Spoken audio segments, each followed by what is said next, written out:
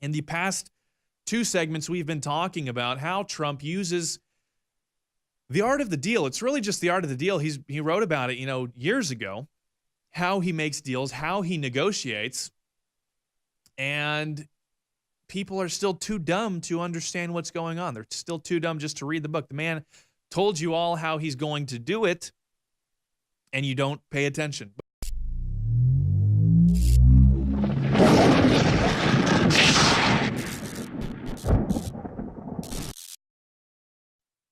Welcome back to the War Room. My name is Jake Lloyd, your host for today, filling in for Owen Schroyer.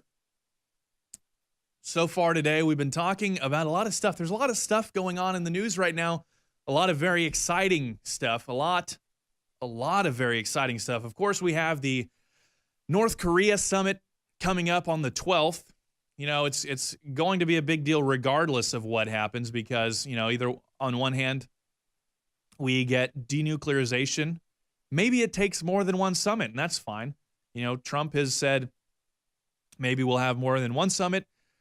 There are rumors going about that it's possible that, North Korea could meet here in the United States with Trump, and, maybe we could talk about some things there. At the very least, we have heard rumors that the Korean War may be put to an end because even if we don't agree on denuclearization at this juncture, we don't, have an exact plan worked out. We don't know exactly what's going on. We're in talks, but at the very least, it would still be monumental.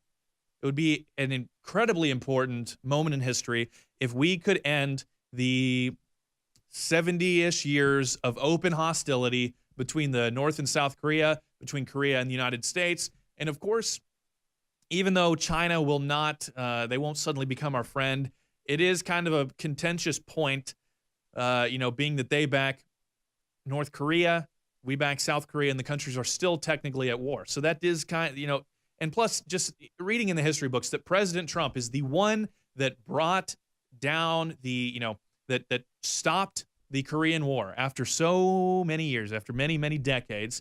President Trump is the one to end the war. And we heard so much during the election, so very much. We heard Trump is going to cause nuclear war. It's not even that he's just a warmonger and he's going to cause some kind of conflict. They could have, they could have at least made it semi-realistic with a Republican president, and they could have said, oh, he's going to be like all the other Republican presidents.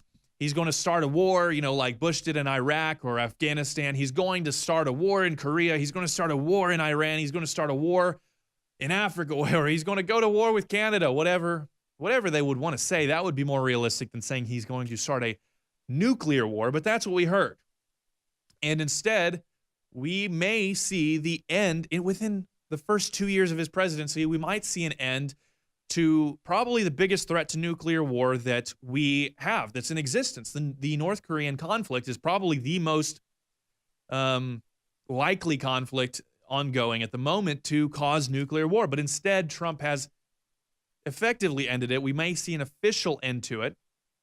In the past two segments, we've been talking about how Trump uses the art of the deal. It's really just the art of the deal. He wrote about it, years ago, how he makes deals, how he negotiates, and people are still too dumb to understand what's going on. They're still too dumb just to read the book. The man told you all how he's going to do it, and you don't pay attention. But we were talking about how, number one, how he uses these events like the Syrian strikes in order to show other countries that he means business, in order to pressure them and say, hey, look, I know that you're trying to get these nuclear weapons in order to act as a deterrent so that you don't end up like Gaddafi or Saddam Hussein or any of these other leaders that we have deposed and executed.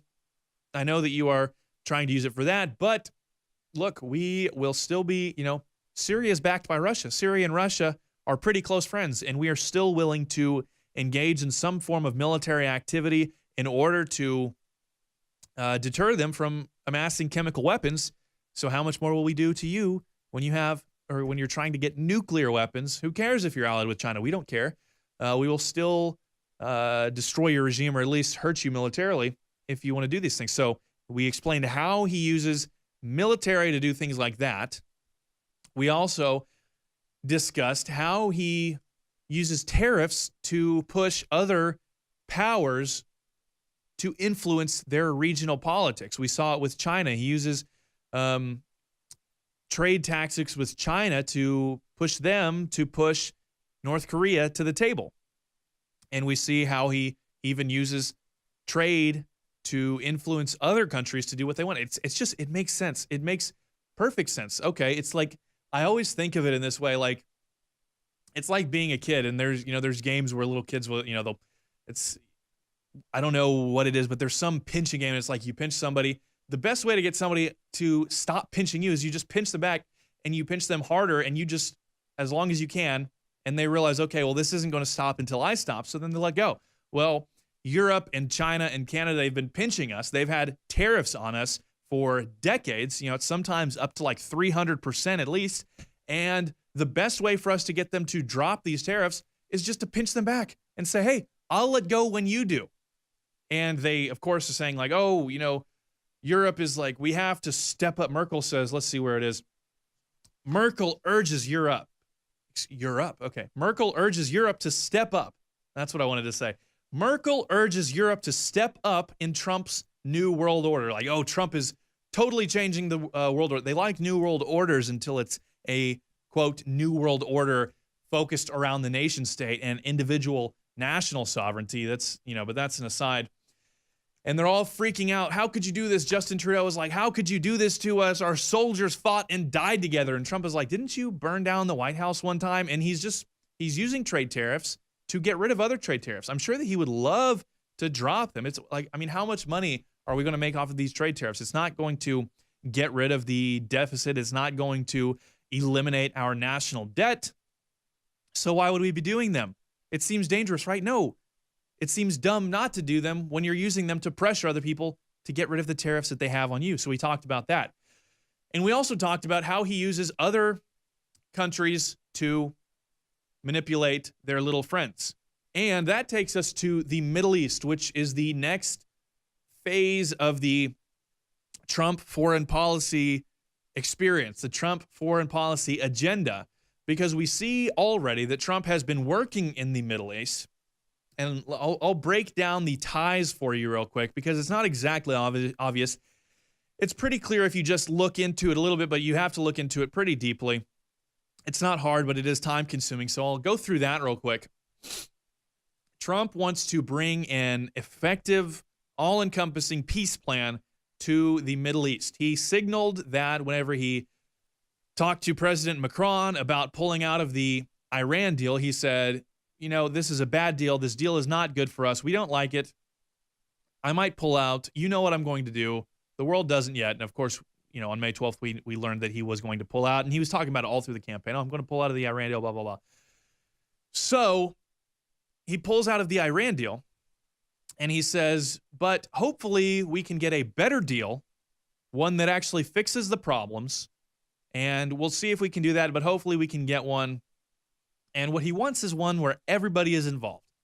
He wants one where it solves the actual problems, because why does Iran have a nuclear program right now? Why do they feel the need to do so? Well, it's because of what they call the big Satan and the little Satan. I wouldn't, big Satan being America, little Satan being Israel, and I wouldn't exactly go so far to call us Satan, but I, understand the sentiment at the very least. The interests of America, and really it's the interests of our ally Israel in the region, because, the neocons and Israel, they both formulated this plan of how to secure Israel's borders in the 90s, and then it was pitched to Bill Clinton in the statement of principles for the project for a new American century. You can look that up and read it. It's very interesting. And it laid out all these things where they needed to go to war with Iraq, and we needed to go to war with Syria, and we needed to go to war with Libya, and we needed to go to war with Iran in order to secure Israel's borders. So they're very concerned. And, Trump obviously is not going to go to war in Iran. He's not a neocon, but Iran, of course, is still scared. They don't know that they shouldn't trust Trump, or that they should trust Trump. Either way, they don't know. So they're still trying to create a deterrent. And by no means am I defending the Iranian regime. I'm just, getting into their head and looking at the way they think. They want a deterrent. How do we not end up like Iraq, Syria, Libya, etc.? How do we not end up in the crosshairs of the United States and Israel? Well, they create a nuclear arms program in order to be a deterrent. Well, how will Trump do this? Well, we already see Trump using Saudi Arabia. Saudi Arabia wants our support for their reforms. Trump is using them to bring the Palestinians to talks. And I believe that Trump will use his diplomacy to talk to Russia, to get Iran, Turkey, Syria, all of these other powers to come to talks with our friends in the region, that is Saudi Arabia and Israel, and we'll all come together and create an all-encompassing plan where we all agree, hey, we're not going to attack each other, not going to have massive war. Thank you for tuning in. My name is Jake Lloyd. This has been an excellent experience for me here on The War Room. Please tune in next week. Maximize your potential and take your body back with Super Male Vitality. We're breaking the conditioning and fighting back against the globalists' war on male vitality. Our ultimate non-GMO formula is sourced from powerful organic herbs that have been gathered from around the world and then concentrated for maximum potency. Super Male Vitality was developed to activate your body's natural processes instead of using synthetic chemicals. InfoWars Life wants to bring you the highest quality products. Our unique combination of ingredients is designed to assist the body in regulating proper balance and creating superior vitality in males. Support your body and mind and take yourself to the next level. Boost your vitality and energize your life. Take control of your body. Grab a bottle of Super Male Vitality today at InfoWarsLife.com. That's InfoWarsLife.com.